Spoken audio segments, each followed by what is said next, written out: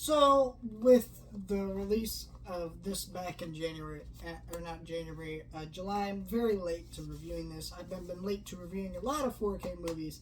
Like I said, I've been going through the back catalog doing that. And I got a couple more I need to do for this month. But I thought I'd do a double review of a couple 4Ks. The Weird Al 4Ks. So, with UHF, I'm going to talk about this one, and then we'll talk about this briefly, but I'll talk about this one more in depth. So, I actually reviewed both of these movies on my main channel or second channel. I can't remember which one, but I do know I talked about both these. This one in a review, not the 4K, just the movie. Same thing with UHF. I had the Blu-ray. So, I will say, let's start with this one. This is a interesting movie to talk about. I think this movie actually is pretty fun. If you've never seen this movie and you're a little bit younger and you know who Weird Al is, because I think Weird Al is still a phenomenon today. His music is still very popular, and I think he just put out a new song recently. And I think what's interesting about when you watch a film like this is it's really fun. It's super entertaining, right? But I think the best way to think about this movie is, how do I explain it? It's very self-indulgent. It's very much a cult classic. And it's weird how this movie even holds up still. Because UHF stations do not exist. I guarantee you most viewers probably watching this video who have not seen this movie do not know what a UHF station is. Right? Because they don't exist anymore in the terms of like they are in this movie, basically. And so this is kind of interesting. But what's great about this movie is just funny enough and the humor in it still works enough that you really don't care. Weird Al is actually a great actor at just being this eccentric character. So it's a great movie for the kind of movie this is going for. It's a B movie. It's silly. There's a lot of great humor in it. So let's get into this. So Shout Factory did put this out before. Here's the slip cover. Here's all the special features on the back, which I'll read off in a second. Here's the slip. Here's the actual 4K case itself. I did not check. It's not reversible. 4K and Blu-ray. I believe that's a new Blu-ray. I'm not sure. So let's get into this. So, on the 4K disc itself, it has an audio commentary with Weird Al Yankovic and director Jay Levy. And then the Blu-ray disc has a new 4K scan from original camera negative, retrospective panel from San Diego Comic-Con 2014. It's got audio commentary with the director that's on the 4K disc as well. Deleted scenes, behind-the-scenes footage, music video, production, stills, Easter eggs, and production material.